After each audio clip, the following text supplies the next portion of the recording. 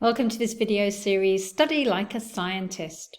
Let's learn how to use research-based strategies to build long-term memory and recall knowledge efficiently and effectively. In this video, we will learn about dual coding.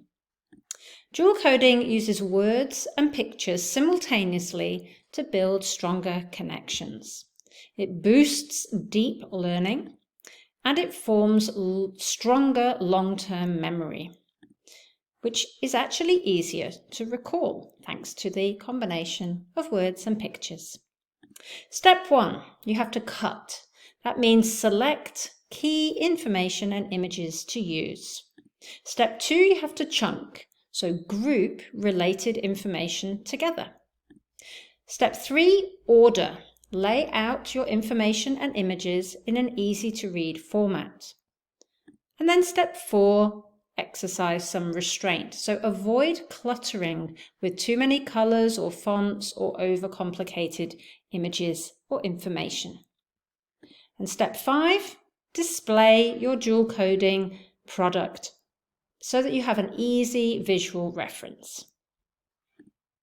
Dual coding could include drawings and diagrams. So this would cause you to think deeply about how to simplify the drawing, how to select the correct labels, and what annotations to add to your product. You could dual code to make a graphic organizer, and there are many different types, including Venn diagrams, flowcharts, timelines, tree diagrams, and mind maps. Or you could dual code and produce a poster. This is a great way to have a one-page visual summary, and it links words, pictures, and diagrams in one place. So now you know how to use dual coding to study like a scientist.